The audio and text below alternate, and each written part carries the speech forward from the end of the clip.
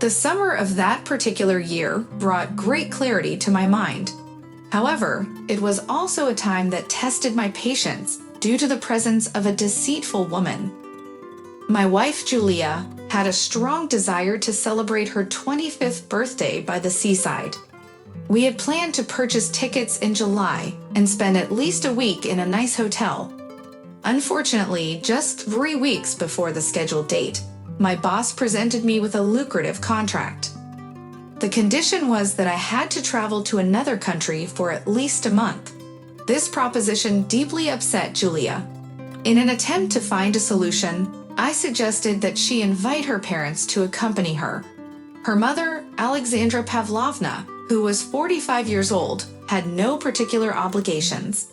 She was meticulous about her diet, enjoyed engaging in sports, and had occasionally sought the services of a plastic surgeon. 20 years prior, after the birth of our twins, Julia and Max, my father-in-law had undergone a vasectomy. At that time, they believed that 2 children were sufficient for them. However, our plans had to be altered abruptly due to the unforeseen circumstances. While my mother-in-law managed to secure time off from work, my father-in-law was unable to free himself for an entire week. Julia's twin brother promptly stepped in and offered a thoughtful gift in the form of his own 5-year-old twins. Max, despite his relatively young age at the time of his marriage, was a responsible individual who always strived to maintain control over situations. Both he and his wife remained occupied with work throughout the year, leaving them unable to care for young children at any given time. My dear Yilka, on the other hand, was completely dissimilar to her brother. She possessed a carefree and somewhat reckless nature. Prior to our marriage, she was like a bolt of lightning, appearing here one moment and then swiftly vanishing the next. This aspect of her personality extended to her romantic relationships as well. Day after day, the pattern repeated itself, today with one person, tomorrow with another, and the following day with both. However, throughout the 2 years we had been together, I had never observed anything objectionable about my wife, Julia. I assumed she had her fill of such experiences. The instincts of a wife and a future mother should have made their presence known, but evidently I needed to pay closer attention. Taking care of all the necessary arrangements, bidding farewell to my wife, I set off for work at the end of June. Every evening, Julia would send me photos from the seaside. Some depicted her in alluring swimsuits, while more frequently she appeared alongside her niece and mother. However, based on the photo updates, it seemed that the children derived the greatest joy from the vacation. Each day brought new activities, such as clowns, entertainers, pool outings, and quests.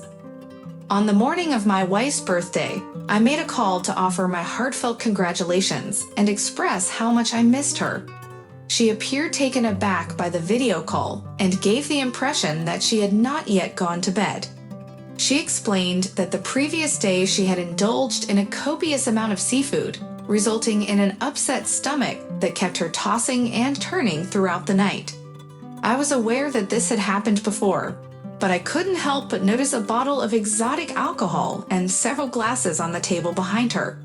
It was a fleeting moment of observation. Suddenly, Yulia lost consciousness. Well, she must have been drinking with her mother all night, I thought, without any desire to conceal the truth. Yet, the presence of more glasses than the usual 2 remained an unanswered question. At the time, however, it didn't strike me as peculiar. Upon returning home in early August, I presented my beloved wife with a grand bouquet of flowers and a golden chain, albeit belatedly, to celebrate her special day. As the summer drew to a close, Julia revealed to me the news of 2 positive stripes on her pregnancy test. We agreed to keep this joyous secret to ourselves for the time being. Julia began visiting the doctor regularly, following the gynecologist's schedule that accompanies expectant mothers. I inquired about Julia's well-being and, when the time was right, accompanied her to the clinic for tests. While waiting in the car, I noticed my wife's folder resting on the front seat, containing her gynecological card and other important documents. Out of sheer boredom, I found myself flipping through the pages, and at one point, something fell out. It was the card itself, revealing a due date of 10 weeks. Calculating the weeks into days didn't alleviate my growing unease. The conception date fell squarely in mid-July, encompassing 4 weeks in September, 4 in August, and 2 in July. July 15th to 20th, to be precise. I vividly remembered that I had been abroad throughout the entirety of July, and on July 18th, it was my wife's birthday. My stomach churned, and an unsettling sensation crept up my throat. Determined to investigate further, I discreetly took a photo of the documents with my phone and placed everything back in its original position. Coincidentally, my mother-in-law fell ill during this time. She suspected she had stomach cancer, as she had been experiencing persistent bouts of vomiting without any apparent cause. Despite adhering to a restricted diet, her condition remained unchanged. Alexandra Pavlovna found herself overwhelmed with anxiety, fearing to undergo tests that might confirm a dreadful diagnosis. Nevertheless, Julia managed to convince her mother to seek medical attention. I emphasized the significance of having a grandmother for our future child, and thus I made the decision to support Alexandra Pavlovna during this trying period. Accompanied by my father-in-law, we headed to the clinic together. While I waited in the corridor, Viktor Andreevich entered the doctor's office with his wife. Within minutes, a distinct exclamation of frustration pierced through the door, followed by my father-in-law storming out, his eyes filled with a wild intensity. Momentarily, Alexandra Pavlovna emerged, hastily buttoning her sweater. A perplexed young woman in a white coat peeked out from the office. She spoke hurriedly to Pavlovna, explaining that such occurrences were not uncommon during menopause, and that a decision needed to be made swiftly since 10 weeks had already passed. I comprehended the situation fully, but I refused to let this opportunity slip away. Summoning my courage, I approached the doctor, requesting a favor as I presented the photo from my phone. She carefully assessed the details, comparing vital information, and confirmed that there could be no doubt 10 to 11 weeks had elapsed. It was then my turn to utter an expletive under my breath and stride down the hallway, overwhelmed by a mix of anger and despair. That evening, my mother-in-law stayed at Yulia's place while I lodged with my father-in-law. We drowned our sorrows in alcohol, drinking heavily and thoroughly. To say that we felt awful would be an understatement. However, as we sobered up, we found ourselves discussing the situation. Astonishingly, we both arrived at the same conclusion. It was no mere coincidence. The truth became evident, even to the simplest of minds, regarding what had transpired during that seaside trip. 2 married women had embarked on the journey, and 2 women with questionable morals returned. My father-in-law used to chastise his wife, but having raised 2 children together and already becoming grandparents, he stumbled upon his words. It was undeniable, though, granddaughters. He called his son and began the conversation in a casual tone, expressing his longing to speak with the girls.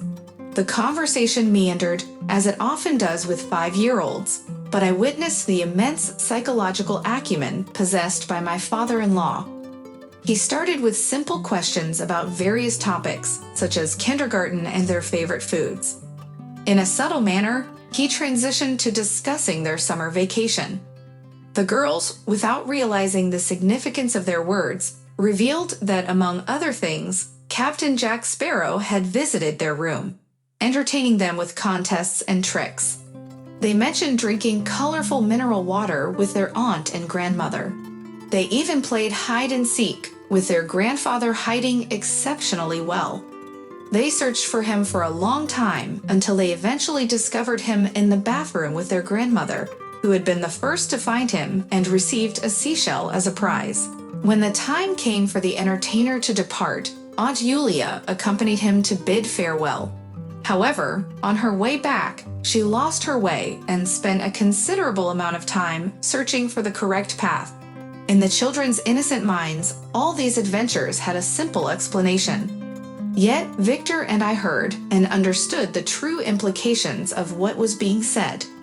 Grandpa kindly said his goodbyes to his granddaughters and hung up the phone. It didn't even faze him that Yulia, his own daughter, was referred to as Maramoika and bore an uncanny resemblance to the fallen apple not far from the tree. I couldn't bear the thought of living with a woman who had conceived a child elsewhere. She had dared to lie with another man and deceive me. But was this the first time? Perhaps it happened 10 times, 100 times. The following day, we solemnly drove to file for divorce, and in the evening, we drowned our sorrows once again. I regret having wasted almost 3 years with a woman who had no respect for me. I can only imagine how deeply hurt my father-in-law must have been. I have no connection to Yulia's child, and I am willing to undergo 100 examinations if need be, just to ensure that they are not mine. The child of my mother-in-law would become Yulia's uncle and brother, a notion that makes me feel nauseated. We signed all the necessary documents and went our separate ways. Maxim called me once to inform me that Yulia deeply regretted everything. She claimed to have terminated the pregnancy and spent her days in tearful solitude. I don't know if it's true, but to me, she is dead. It may sound harsh, but that's the reality. My father-in-law and I occasionally exchange calls. We find solace in our newfound freedom and single status, if one can call it that. He now rents an apartment and frequently visits his beloved granddaughters. He mentioned meeting a pleasant widow with whom he enjoys going for coffee. Yulia, on the other hand, resides with her mother. I have my entire life ahead of me, and despite the bitter experiences, I am confident that I will meet a good and decent woman. To be honest, I sometimes encounter unsavory individuals now, just to keep my judgment sharp. But I am eligible and single, with no obligations for alimony.